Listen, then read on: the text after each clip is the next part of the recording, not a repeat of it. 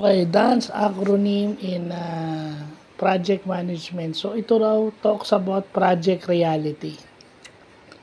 So, sa lahat ng project, lalong-lalo na sa IT, meron tayong tinatawag na dance acronym. So, ano tong dance acronym na to? D, dynamic and changing. So, ibig sabihin, ang project hindi dynamic, nagbabago siya, no? And then yung A, ambiguous and uncertainty. So, ibig sabihin, napakarami niyang forms at hindi ka siguradong may mangyayari. Kumbaga, merong hindi inaasahan na mangyayari or hindi inaasahan na meron palang ganun na hindi mo ini-expect. Okay? Yung A. Yung N is non-linear. So, sometimes project, wala siyang sequence. Minsan, paiba-iba yung sequence niya. Non-linear, hindi siya diretso. And then yung C is complex. So, kailangan i-synthesize mo siya into smaller tasks para magawa mo siya. And then yung E, emergent and unpredictable. Yun yung kapatid ng A. Yung ambiguous and uncertainty, yun. May mag-emerge at saka hindi mo siya mapipredict.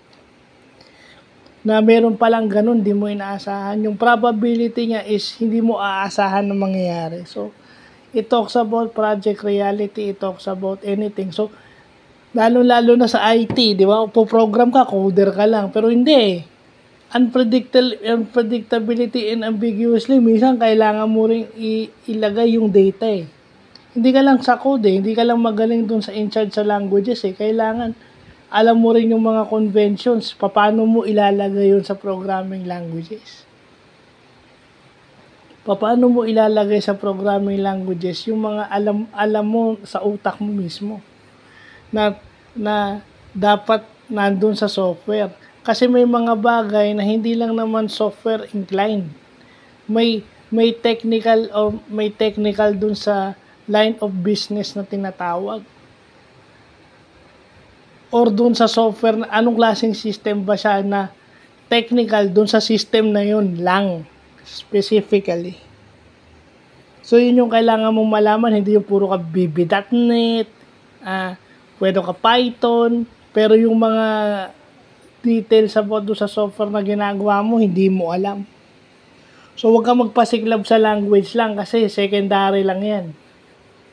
Given na yan, dapat alam mo yan. Pero, kung gagawa ka ng isang system, alam mo ba kung ano yung tungkol sa system na yun? Yun yung hindi mo sigurado.